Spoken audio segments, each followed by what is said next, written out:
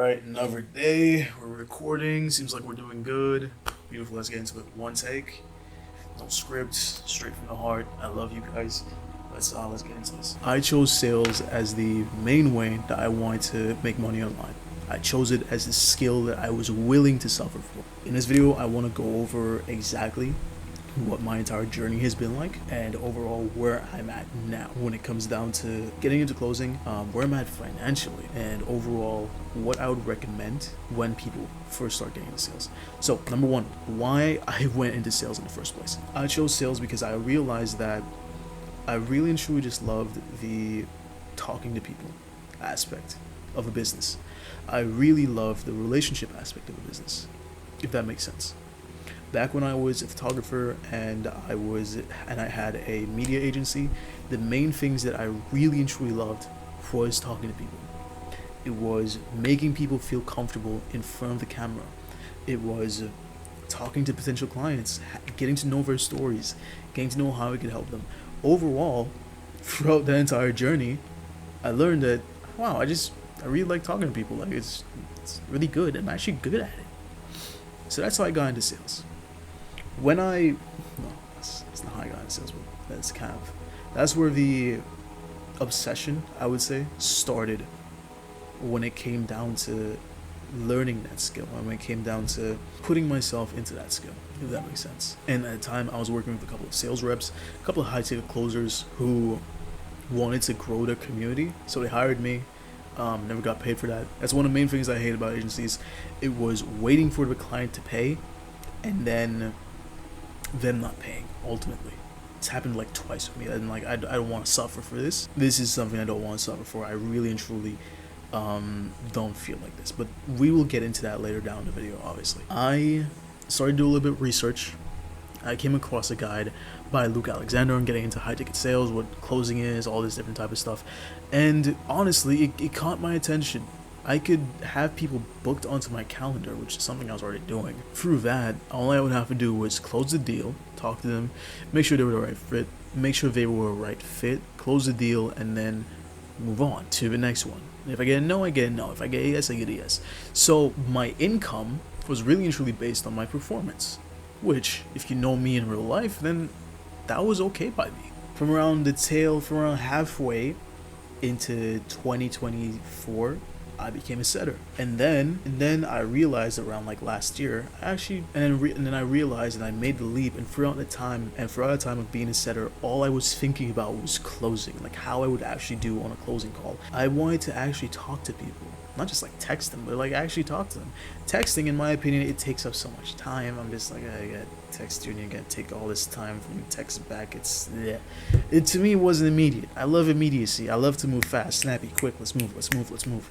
I love that. That's amazing. That's what I do. Moving on into the end of 2025, after going through so much and fully resolving in myself that I wanted to be a sales rep, that I wanted to be a phenomenal sales rep, I made the hard decision and I left the offer that I was on at the time, which I didn't even tell them that I left, that I wanted to leave.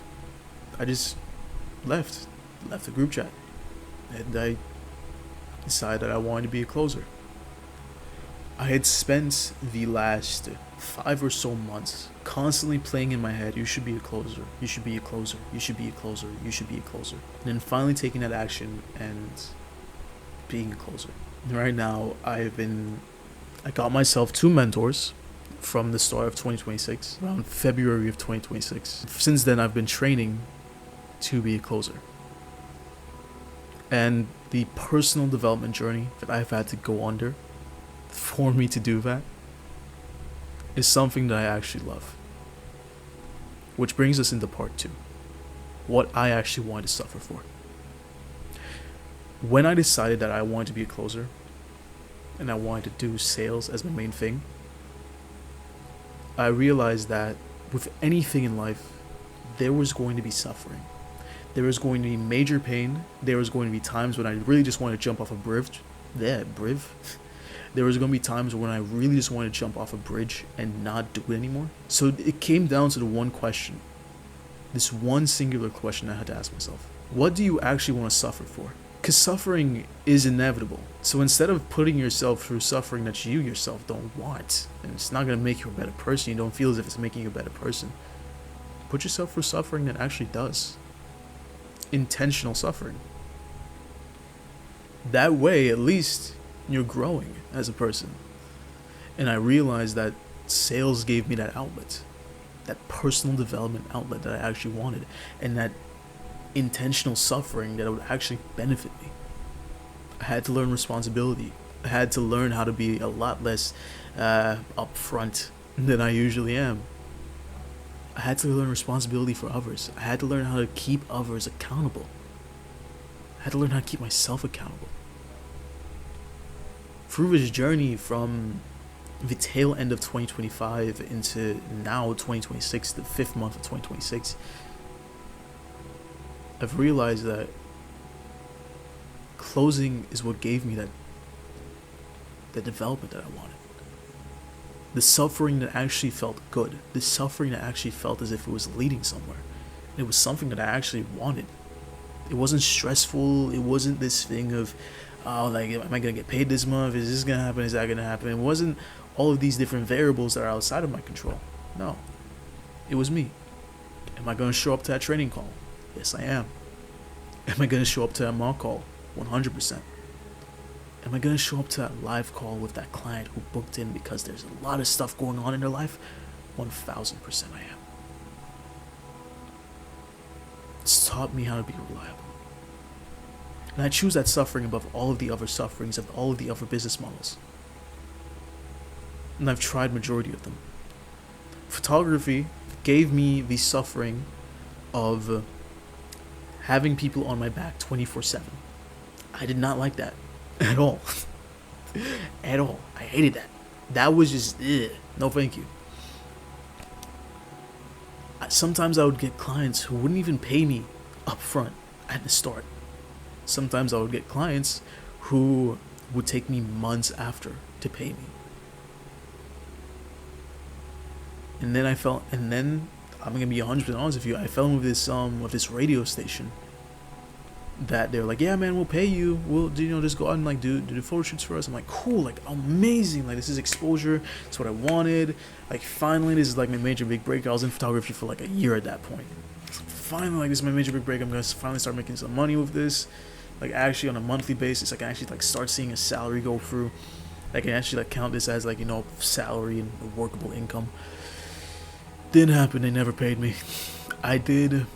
Within a week I had 5 photo shoots, and within that week of doing 5 photo shoots, that was like $500 to like $600 in a week. Hold up, my laptop's about to die. As I was saying, that was $500 to $600 in a week. In one singular week, I had the opportunity, blessed by God himself, to make $500 to $600. And I was ecstatic. And I'm like this is guaranteed. Like these guys are gonna pay me. Like this is guaranteed. That was in 2023. I still haven't seen that $600. What you'll realize, and then moving on into the suffering for the agency model. Again, clients who did not want to pay. Work that was taking hours upon hours of my time. Stressful nights, stressful days, trying to hit deadlines, impossible deadlines that I put myself under. I'll take personal accountability for that. I put myself under those deadlines. I overpromised, and a lot of times I underdelivered. Working with sketchy people, it's not something I wanted. In that time, I really started to question whether if what I was doing was right. I'm not getting paid. Or if I am getting paid, it's very inconsistent. And I need to find a new client almost every single month. So I can get paid. Going through that. And then losing those clients. Giving up on photography and just being like, no, this was just a hobby for me. I had to do some reflecting over a couple of months. And I realized that out of all of that, the main thing that I actually liked was the personal interactions of people. It was getting on a job site, like getting on a photo shoot, and talking to people, making them feel comfortable, getting genuine moment, raw emotion from the shoot. That's what's actually just like made me feel happy. That's what I remembered more than the pictures. How people spoke, how outgoing I had to be, how I had to be a little bit persuasive when it came down to taking pictures. Even with an agency, it was spending those random Tuesdays with my clients and to work out something, or just calling them up and asking them how I can help them even more. It was stuff like that, providing the actual value. And that's when I realized that, wait a second, I would be an amazing sales rep. So I chose sales, and the road has not been easy. It's not been easy whatsoever. I have lost deals. I have left companies. Again, I have left companies who lied about their OTEs. That's basically like how much you can actually make within a certain. Okay. I've poured my money and time and resources to programs that didn't even give me the results that I wanted. I did all of that, and I was still happy. I was happy for that suffering. I am grateful for that suffering. The suffering of knowing that you let a deal die. The suffering of knowing that you could have shown up on that call a lot better. That is something that I'd rather take than any other thing in the world. Because in that suffering, I get better personally. Personally, I get better. That's what I learned about sales. Sales is as much as it is a, how can I say, a game about, objection handling and all these different things. It's also talking to people. It's also having genuine conversations with people, helping them on that call, being real and honest with them, and learning more about yourself while you do that. Because the one thing that I've learned about myself, especially like after what happened to me last year, was from that incident, from that 1 month that really just messed me up, I became a lot much more of a toxic, not egotistical, but I push people away a lot, way more upfront, way more bold in what I say. I don't say things lightly. I became the one person that I would never want to talk to. I became the one person that I would never in a million years open up to. Never in a million years trust with money. Never in a million years trust with emotions. That's the person who I became. And through choosing sales and through choosing to become a closer, I had to confront that. I had to confront that to be a better person. I had to get down on my knees and pray to God to forgive me for all the people that I've hurt for the months prior, for all the times that I spent destroying myself, not keeping to my word, drinking. I would not be a good sales rep. And I had to come to that conclusion. That the person that I wanted to become, the skill that I wanted to learn so desperately, it first started here with me in my own personal development. Before it even started with learning the word tracks, learning the analogies, learning the frameworks, it started with me. I had to take full accountability for that. This leads me into the final part of this video, which is what to expect if you're looking to get into sales. If you're looking to get into sales, this path, this career path, because it is a career, it is a job at the end of the day, unless you choose to make a business out of it, it is a job. This path is not easy. You need to choose the suffering. And if you're not willing to face some parts of yourself that is inadequate to the person who would actually succeed at sales, then you will fail 10 times over. If you're not willing to take accountability, to lead the people that you're going to be on these calls with, then you will fail 100%. Don't even try. The reality of this entire sales, high ticket sales space is that you're going to meet people who are scammers. That is going to happen. It's online, obviously. You're going to meet people who lie about what it is their offer is about. You're going to meet people who do not pay you your commission, which is absolutely fucked. Honestly, excuse my language. Right now in 2026, the industry values trained people. From all of the influx of people from 2024, 2025 to now, who believed that you could just get into sales 1 to 2 months and make 10K by the second month. The industry now is fighting against that. The industry does not value these people anymore. Your trainer, your coach, needs to teach you well. They need to have some actual credibility behind their name. Your coach needs to actually have some numbers behind his name, or their name, her name, whatever it might be. Because this industry is not going to be light on you. It's not going to happen. You're probably not going to get an offer for maybe like 1 to 2 months. If you're doing this cold DM outreach of, hey man, your meat just got leaked online, it's not going to work. You're not going to get a job, bro. You're not going to get a job. You need to be intentional. You need to be intentional.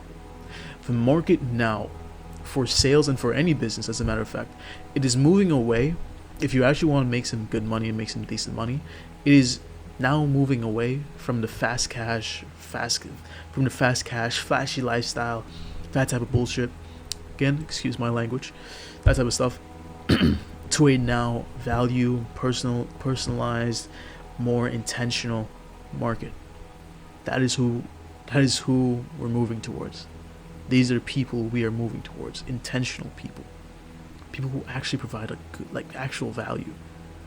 People have, maybe, even though you don't have any credibility behind your name, but honesty is what we're valuing right now, because the industry has zero to no trust. The flashy cars, the Lamborghinis, the watches, the girls, the clubbing nights, all these different stupid stuff. It's not valued anymore, thank God. What is valued is value, is intention. And if you're someone who can provide that, you'll be good. You'll be golden. Now, here is the best piece of advice. Give me a second.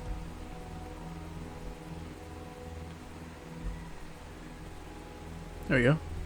Thought I was looking a bit flat. There we go.